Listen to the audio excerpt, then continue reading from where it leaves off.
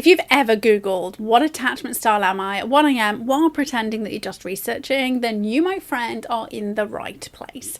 Attachment theory is basically the OG explanation for why some of us do really odd things to the people that we love the most, such as morph into a limpet and cling on when we're scared, take hide and seek to a whole other level by disappearing when things get real, do some weird mix of both somehow at the same time, then wonder why our partner gets confused, or are one of those lucky ones who can actually do closeness without feeling like we're about to die.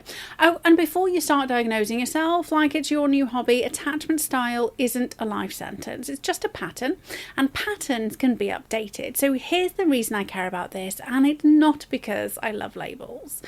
I first learned about attachment theory while sat in a really uncomfortable lecture hall in my first year at uni. But I understood it when I saw it play out in real life. Now, Matt and I met when I was 17 and he was 19.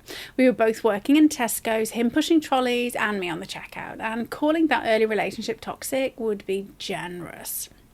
Two teenagers with unresolved childhood trauma is what they call in psychology land a perfect storm. Fueled by hormones and booze, we did the classic on again, off again thing. And 6 years after the awkward will you be my girlfriend convo, we finally decided that we were off for good and much better as friends. And I took this opportunity to hightail out of Telford and moved away to Liverpool for uni. And yes, if you've ever thought you'd heard a random Scouse twang every so often, this is exactly why. Now, we stayed in touch because you can be friends with benefits and better the devil, you know. And after completing my undergrad, I came back to Telford and he wanted to resume the relationship. I initially said no because it really hadn't been healthy and I'd done a lot of work on myself. I now had boundaries, developed self-acceptance, and was not going to put myself back into a toxic situation. I'd also been fully independent for the first time, so no longer needed anyone else for validation. And by this point, it wasn't the guarded I don't need anyone independence that's really self-protection, but the real kind. I was genuinely cool with who I was. And as it turned out, he'd been doing a lot of healing too, and he can be pretty persuasive, so we gave it another go, and it wasn't instantly perfect because we're human, not a Netflix rom-com. But fast forward 25 years and the last 12 have been genuinely blissful. In reality, we're one of those really annoying couples who fought about 3 times in the last 8 years. And attachment theory, it isn't just a concept, it's a mirror. And here's the bit nobody tells you: it starts before you had words, and to change anything we first need to understand how you perceive relationships and why you perceive them in that way. And attachment theory dives into your very first relationship, the one you had with your parents or primary caregiver. And the core idea is simple: humans are biologically wired to form emotional bonds because it keeps us alive. And when children feel afraid, they instinctively seek their caregiver for emotional support. And this isn't neediness, it's survival wiring, because Bowlby, he didn't invent clinginess, he mapped survival. And John Bowlby rejected the previous theories suggesting it was a learned behaviour via conditioning or imprinting. Instead, he argued that attachment is innate. He believed it literally hardwired into us from birth for survival.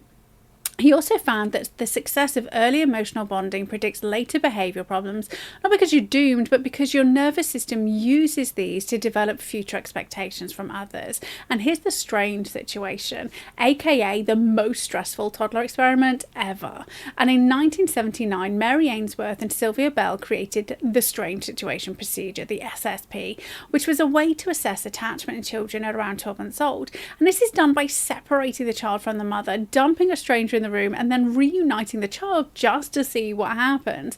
So this was pre-solid ethics, and researchers did get away with some crazy things. And because of the Wild Wild West style ethics and morals pre-mid-80s, they were able to identify 3 distinct categories. First up, secure attachment, then anxious avoidant attachment, and then anxious resistant attachment. Now, modern models often include a 4th type, disorganized attachment. Now, don't get your knickers in a twist, we're only halfway through and we're going to get to that. So here's the 4 stages of attachment and why this matters more than you think. So on the back of the previously discussed research, Schaefer and Emerson developed the 4 stages of attachment and showed that if a child's survival and nurturing needs aren't met, insecure attachment patterns form. Now here's a simplified version of the 4 stages. First stage is pre-attachment, and this happens between 0 and 3 months, and there's no specific attachment to one caregiver yet. If needs are met, baby's generally settled. Next up, indiscriminate attachment. This happens between 6 weeks and 7 months. So strong attachment to the primary caregiver, separation anxiety and stranger anxiety show up. Then we have discriminate attachment, which happens between 7 and 11 months. And this is where preferences start. Trust builds and the baby still accepts care from others. And then we get multiple attachments, 9 months onwards. Strong bonds form with others and the primary caregiver. So other caregivers, siblings and grandparents are all thrown into the mix by this point. And if you're reading this thinking, cool, but my parents did their best, yeah, they absolutely did.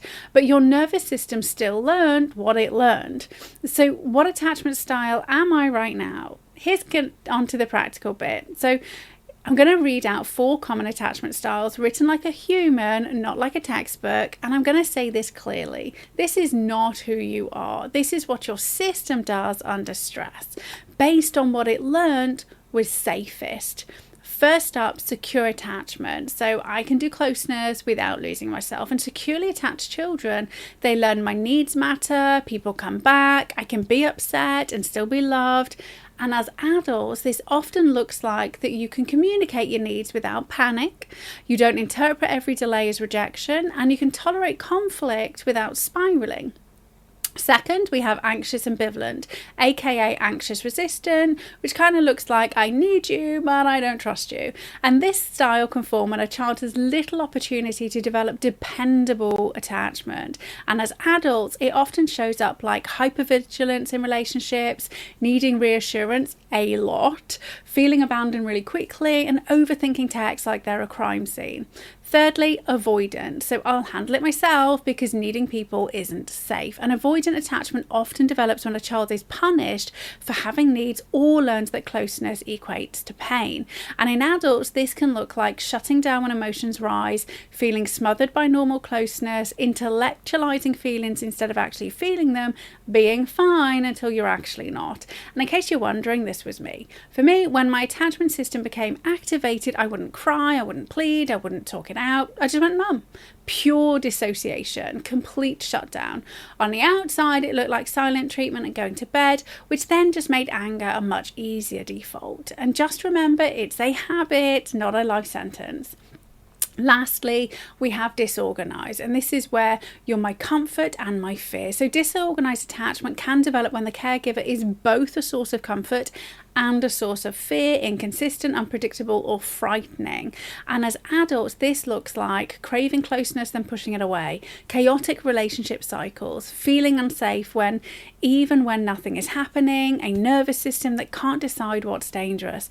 And the most common trap in relationships, and it's really not what you think. Now, something that became abundantly clear during my years working with people is that the vast majority of people don't actually want a relationship. They want a partner who makes 0 mistakes while also giving them a lifetime pass to be a dick whenever they're stressed. And this isn't just a female thing. It was evident in both the men and women who'd come through my door. And it might be expressed slightly differently on the outside, but when pushed in therapy, it would still come tumbling out in the exact same way. And FYI, this has nothing to do with attachment theory. That's unrealistic standards dressed up as self-worth. Real relationships include bad days, miscommunication, different personalities, someone who isn't a talker when you are, a nighttime owl and a morning lark trying to sync their clocks, different likes, dislikes, and emotional expressiveness. This plus more is trying to come together in one cohesive unit while each individual is still battling their own complicated childhood and juggling the stress of being an adult. Which brings me on to one of the most common triggers of a relationship meltdown I'd see in therapy and also lived. He's gone quiet, what have I done? Now, Matt isn't a talker, I am, and in fact I'm probably an over-talker, and early on that mismatch was brutal. He doesn't naturally express himself emotionally either, like really old school man's man. So if I couldn't read what he was feeling, my brain filled in the blanks with, I've done something wrong. Then I'd ask, And then I'd ask again. And then for good measure, I'd ask again. And eventually, and quite rightly, then he'd be pissed off. And right up until that point, when I'd pushed too far, everything was actually fine. And this is where attachment patterns get messy. You don't respond to what's happening. You respond to what your nervous system predicts is about to happen based on an experience you've had in your past. And when you're anxious leaning, you often try to get certainty by force, or you'll do the other classic move, the get a rise strategy, aka emotional self-sabotage. And instead of leaning into the emotion and moving through any negative feelings which arise, people have a habit of doing the thing that gets under their partner's skin. And not because they're evil, because they're trying to prove a story. See, you don't care, or see, you'll leave, or see, I'm not safe. But here's the truth, it's just a pattern, and patterns can be changed. And here's the sciencey bit that's actually really useful. So brain imaging research suggests mothers' brains respond differently to infant crying depending on the attachment style that develops. Activating regions linked to recognition, emotion and motivation, reflexive caring behaviours, emotion regulation and empathy. And when a baby cries, dopamine, to reward, and other hormones are released, reinforcing the urge to soothe. And when secure attachment forms, oxytocin releases from around 3 to 4 months and can deepen the bond, which translates to your early environment didn't just shape your beliefs, it shaped your brain's expectations. And here's the part that you need to hear. Your past is not an excuse, and it's not a prison. Your parents were just your foundation. But if you discover the foundations of your home are cracked, you don't stand in the living room going, well, my builder did a rubbish job, so I guess I'm going to wait for the house to crumble. You plug the cracks, you repair the foundations, and you redecorate. Because the past is done, you can't change it, but you can change what you do next. You just have to want to. So here's a mini quiz. What attachment pattern are you running under stress? Heads up, this is not a diagnosis, it's a mirror, and you might want to get the pause button ready and grab a pen and some paper. As I say each statement, give yourself a score. So 0, not me. 1, sometimes, maybe, kinda. And 2, often. First up, secure-ish attachment. Number 1, I can ask for what I need without feeling ashamed. Number 2, I don't assume rejection when somebody's busy. Or number 3, I can be close to someone without losing myself. Next up, anxious ambivalent attachment. Number 1, I feel unsafe when I don't get reassurance. I overthink small changes in tone, texting, or attention. And number 3, I try to get certainty quickly, even if it makes things worse. Next up, avoidant attachment. I prefer to deal with problems alone. Number 2, when somebody gets emotional, I feel pressured or irritated. And number 3, I go numb or shut down when things get intense. Finally, disorganized attachment. Number 1, I crave closeness but panic when I get it. Number 2, my relationships feel like a push-pull cycle. And number 3, I can't predict how I'll feel. I flip between needing and rejection. So add up your scores in each section, and your highest score is your most common default pattern right now. Close tie between them all, you may be a blend, which is actually very common. And here's what to do with your result without making it your identity. So in reality, it doesn't matter what your attachment style is, but if you keep blaming your past without taking responsibility to change, you're going to keep creating the exact same experiences. Your past does not design or define your future, only you do. And the first shift is awareness and acceptance. Not acceptance as in put up with rubbish, acceptance as in this is the pattern I run when I feel unsafe and I'm willing to change it. Please stop collecting labels. Start changing the pattern you're in. And if you're reading this thinking, yep, that's me, good. Now do something with it. Inside the lab, there's a video that walks you through somatic visualization tools to start releasing the ownership that you've placed on another person for your happiness, so that you can give your nervous system a new default. Because attachment issues aren't solved by thinking harder. They're solved by changing what your body expects. So stop Googling and come into the lab. Find the video, do the work. And if you're the type who wants to wear your attachment style like a badge of honor and defend it to the death, well, come back when you're ready to experience the life you deserve. Here's to less home and more outcome.